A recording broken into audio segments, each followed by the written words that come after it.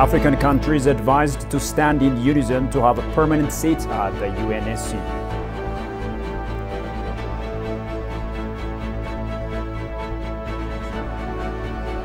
And Single Africa Air Transport set to expand Ethiopian Airlines destinations.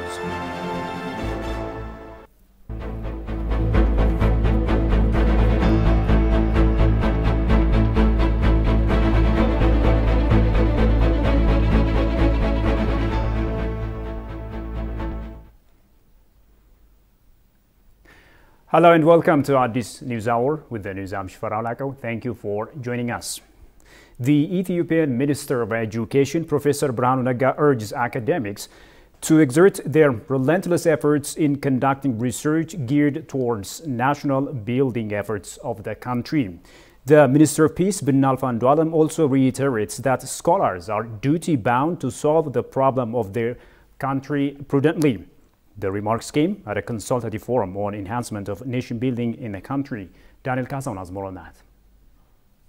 Ethiopia is undergoing a series of reforms since the advent of the reformist government in 2018, and then the current government is shouldering daunting socio-economic and political responsibilities, of which is maintaining the unity and integrity of the country towards the aspired strong nation building in the country. In this regard, the contribution of Ethiopian scholars takes the prime position by producing problem-solving researches for their people. Taking this into consideration, the Minister of Education, Professor Birhanu Nega, urges academics to exert their relentless efforts in conducting researches geared towards nation-building efforts of the country.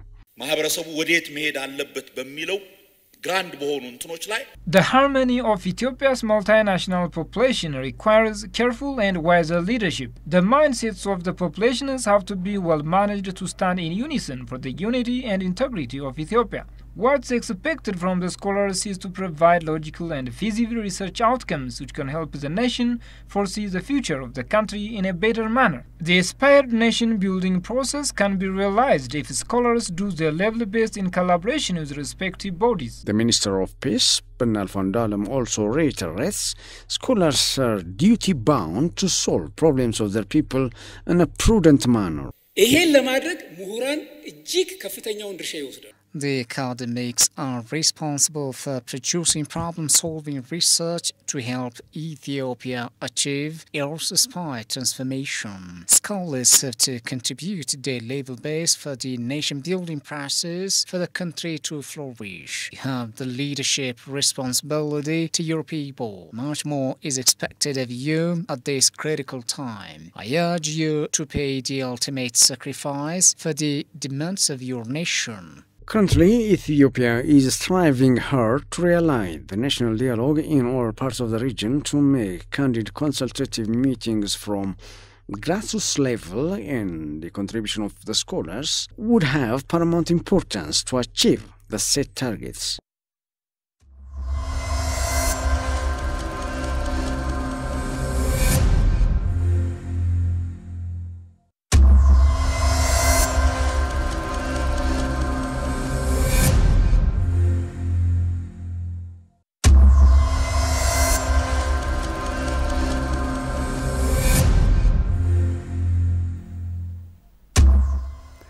Well, dear viewers, let's now turn our attention to trending stories over the past 24 hours. And I'm joined by Kidan Abayana. She's going to tell us some of the things that she observed.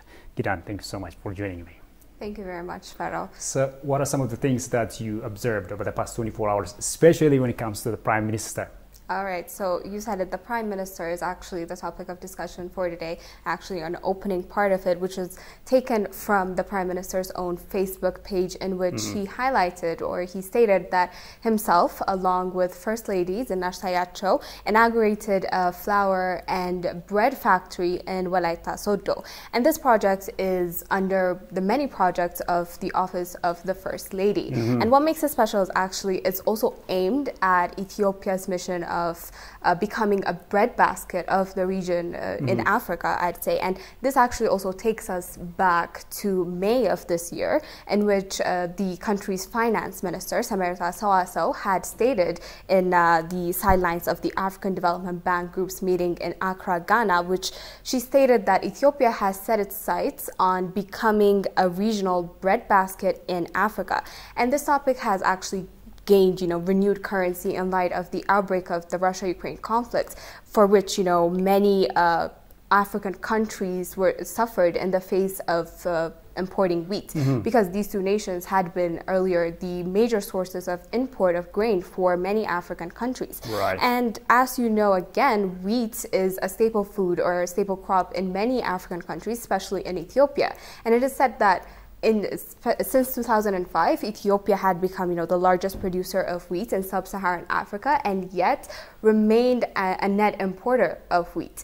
And now, recently, Ethiopia has started this campaign against that, towards producing wheat and actually, in fact, exporting it at some point. And again, going back to October of this year, Ethiopia had launched the annual summer wheat production campaign with a plan to produce more than 52 million quintals of wheat through irrigation. And now this irrigation-based wheat campaign is aimed at the push towards food self-sufficiency, which is increasingly becoming very important, not only for Ethiopia, but also many African countries, despite the climate change brought out drought. So you just cultivate crops throughout the year. Now, all of this has actually been stated many times. It's just a background to the Prime Minister's update of the inauguration of the factory. Well, thanks so much for that update. You're welcome.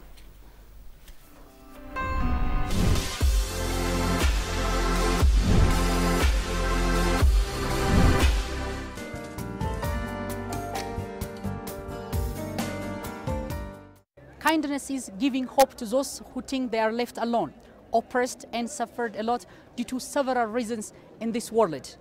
At that time when Binyam met me, I had a place to stay, but I was entertaining suicidal thoughts at that time. We don't even smell anything, it's so clean. It's a nice atmosphere, yeah.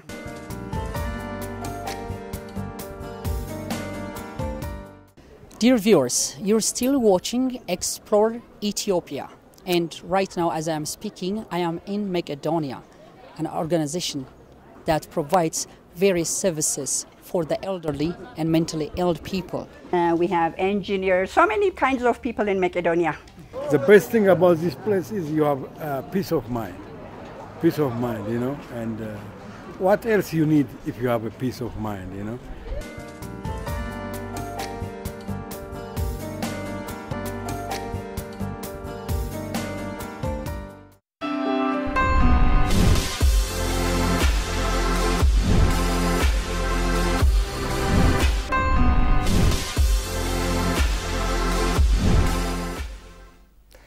Welcome back. You're still watching Addis News Hour. Moving on, Africa has been asking for a permanent seat at the United Nations Security Council for many years, but has not yet gotten a response.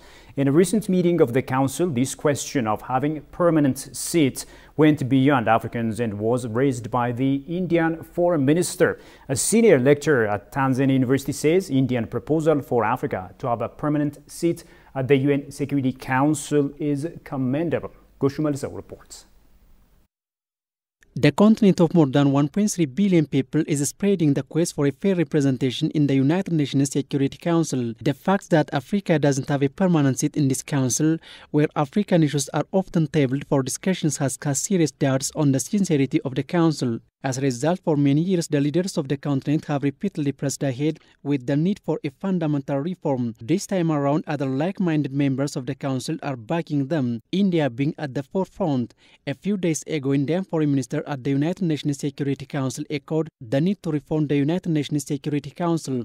Talking to ATV senior lecturer at St. Augustine University of Tanzania, Nugusi Andre said the need for permanent seat is taking shape thanks to relentless efforts by Africans and friends of Africa. Indian, what they raise is the right things, but the reaction, what I hear, the reaction, I think they didn't understand the question of the Indians. The question is not how we add from Western country to become more strong. The question is how we add from this country. If they are not there, how it is credible United Nations system. The scholar said that unless the Security Council is organized in a way that represents Africa and Latin America, it finds itself in a precarious situation to effectively deal with and resolve problems facing the globe. It is a time to add from Africa and Latin America. And the agenda, even what they are discussing, has to be digested by the continent first. How you bring agenda. And this one, I think, has a problem. It is not for the world. We said United Nations, but it is not true. It is not a United Nations. It's better to say United Few Countries. The scholar added that any decision passed in a council dominated by a few countries is unfair. Deciding only 5 countries having a permanent seat, I think that is a completely wrong approach. Staying for long until today without raising even, that is a big question. Why not? How? It is for all countries, but how they can decide without the other country is not participating? Ngozi stressed that on the need for African countries to stand in unison and work together with friendly nations in the Security Council to have permanent seats. The Ethiopian National Dialogue Commission and the Federal Government Universities Consultative Forum signed a memorandum of understanding to work together. The MOU is to emphasize the importance of the role and participation of scholars in supporting the Commission's work with research papers, it was indicated. It was also stated that it is convenient for the Ethiopian National Dialogue Commission to continue the consultation work by opening offices at universities in the country. The agreement signed between the Ethiopian National Dialogue Commission and the Federal Universities Forum is expected to ease the work of the Commission.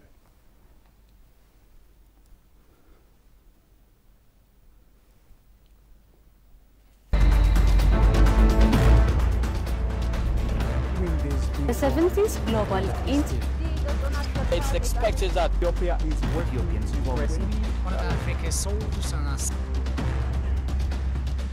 Our news is always aired on Monday to Friday on 11 a.m. and 9 p.m. and also on Saturday and Sunday on 9 p.m. Make sure to follow us.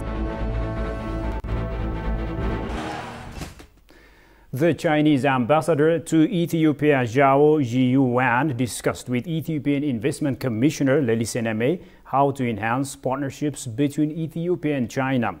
Extending gratitude to the Chinese government and embassy for their continued support, Commissioner Lelise explained about the mandate of Ethiopian Investment Commission and continued support in creating conducive environment for foreign investments in Ethiopia. Zhao also highlighted the strategic relevance of Ethiopian Investment Commission for strengthening the bilateral political and economic partnerships of Ethiopia and China.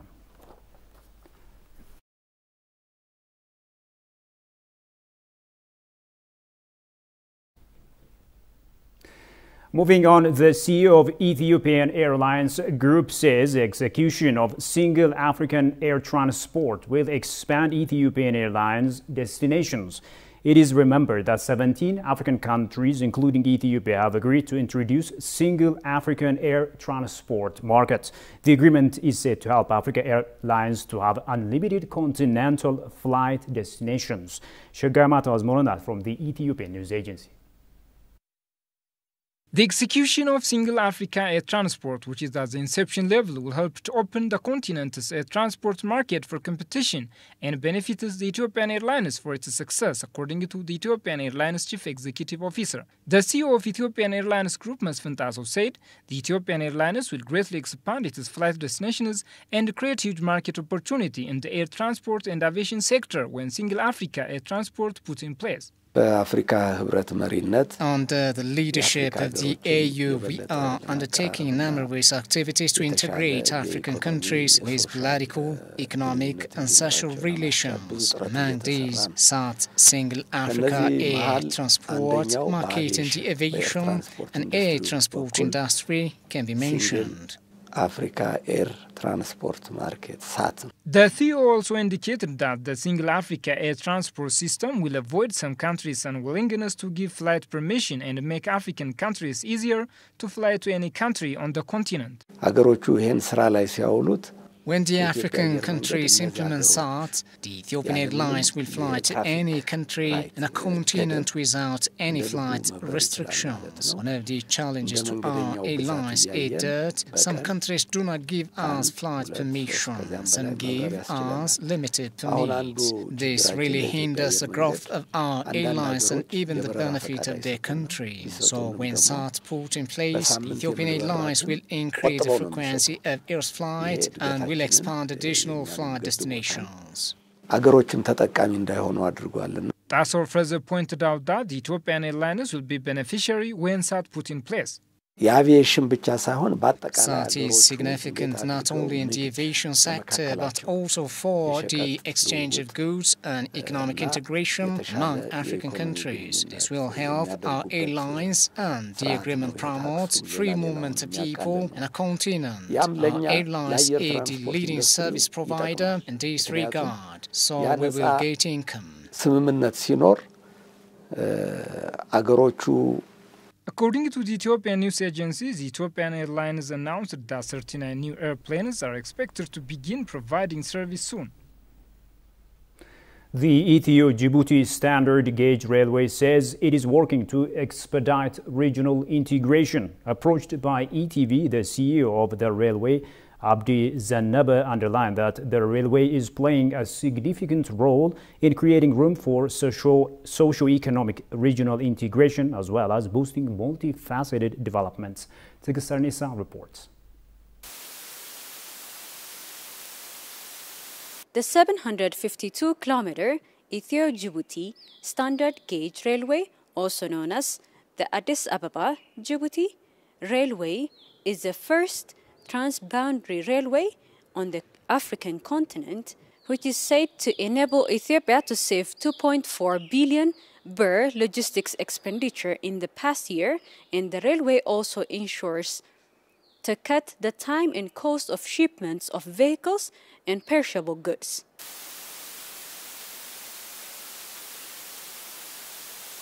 Ethio-Djibouti Railway is said to be doing its part to expediting regional integration, strengthening the ties between Ethiopia and Djibouti.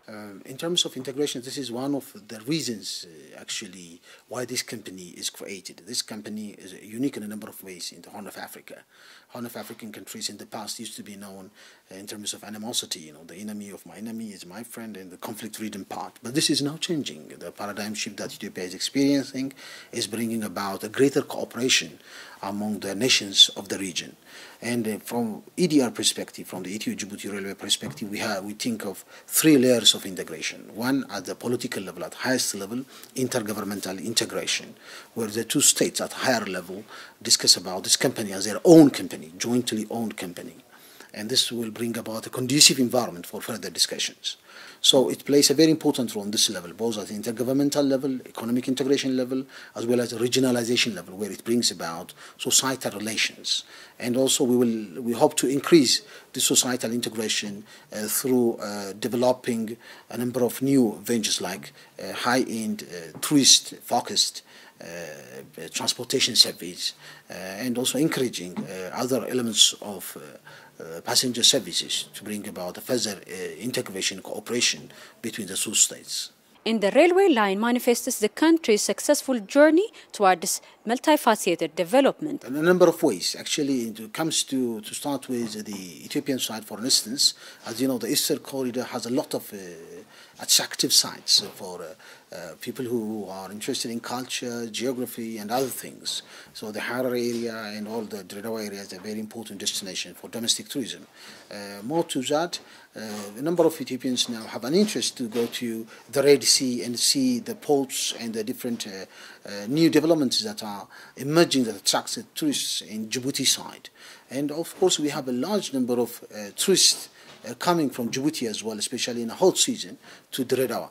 And we observed it, and we have conducted a study that this is a very conducive environment to create this business and to think about this business very seriously. So we hope to increase and prepare our coaches, these dining coaches and other coaches, to the different categories of customers. And we have started discussing with the major hotel operators from the Ethiopian side and some from the Djibouti side, so that we will also collaborate with the other people in the hospitality industry, in the service industry, so that we can bring about this important sector to benefit from the railway. Reporting to ETV English, Tegus Sarnisa.